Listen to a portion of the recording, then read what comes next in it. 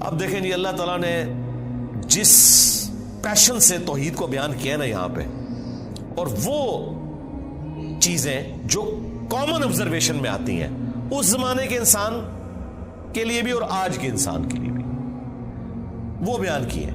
جو میں نے آپ کو سٹارٹ میں کہا تھا سورہ یونس جو ہے آپ سمجھ لیں سورہ توحید ہے، اس کا ڈومیننٹ فیکٹر توحید ہے۔ قل من یرزقکم من السماء والارض، اے نبی ان سے پوچھئے بھلا بتاؤ تو کون ہے جو رزق دیتا ہے تمہیں آسمان سے اور زمین سے، آسمان سے پانی برسا کر اور اس کے ذریعے زمین سے کھیتی اگا کر۔ یہ اس زمانے میں بھی لوگوں کو پتا تھا کہ یہ کوئی بزرگ بابا نہیں بارش برسا سکتا، آج بھی لوگوں کو پتا ہے کوئی نہیں برسا۔ دیکھیں جب بارش نہیں ہوتی سارے بابے فیل ہو جاتے ہیں، ہاں ڈیم خالی ہو جاتے ہیں، بابے فیل ہو جاتے ہیں، وہ اللہ کی مرضی بارش دے نہ دے۔ امن یملک السمع والابصار، بھلا بتاؤ کہ کون ہے مالک ہے جو کان اور آنکھوں کا۔ اللہ نے کان بھی بنائے آنکھیں بھی بنائی، کوئی اور مالک ہو ہی نہیں سکتا۔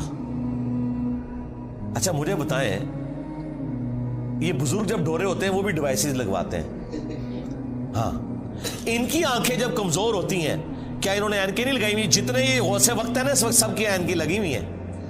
ہاں الیاس قادری صاحب بھی جب انہوں نے کچھ پڑھنا ہوتا ہے نا وہ کہتے ہیں مجدد بھی ہیں اور غوث وقت بھی ہیں اس وقت بریلویوں کے، اینک لگاتے ہیں۔ کیوں لگاتے ہو اینک؟ تم تو دلوں کے بھی چھپے ہوئے راز جانتے ہو، سامنے چیز آئی ہوئی نہیں پڑھ سکتے۔ ابھی تو انجینئر صاحب نے اپنا فارمولہ نہیں رکھا میکینیکل انجینئرنگ کا، مشین ڈیزائن کا۔ تم جو اردو میں لکھی ہوئی باتیں ہیں وہ بھی انگریز کی بنائی ہوئی اینک کے بغیر نہیں پڑھ سکتے۔ ہمیں تو کل تک کہتے تھے جی اگر انگریز وہاں میں اڑ سکتا ہے تو بابا کیوں نہیں اڑ سکتا؟ انگریز نے تو اڑ کے دستا ہے جہاز ہی بہ کے، بابا بھی اڑ کے دسے، مان لواں گے؟ تو انگریزوں کی بنائی ہوئی اینکیں لگا کے تم لوگ وہ چیزیں پڑھتے ہو تو ظاہر تم تو مالک نہیں ہو ان آنکھوں کے۔ آج تک کسی بزرگ نے اپنی آنکھیں کمزور ہونے سے روکی ہیں؟ کوئی شخص اپنے بڑھاپے کو ٹال سکتا ہے؟ کوئی پیغمبر بھی نہیں ٹال سکتا اپنے بڑھاپے کو۔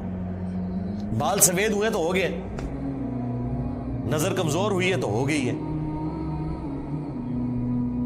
تو یہ چیز ہے، اللہ تعالیٰ فرماتا ہے کہ پوچھ ان سے اے نبی صلی اللہ علیہ وآلہ وسلم کون مالک ہے کان کا اور آنکھوں کا۔ وَمَن يُخْرِجُ الْحَيَّ مِنَ الْمَيِّتِ، اور کون ہے جو مردے میں سے زندہ کو نکالتا ہے۔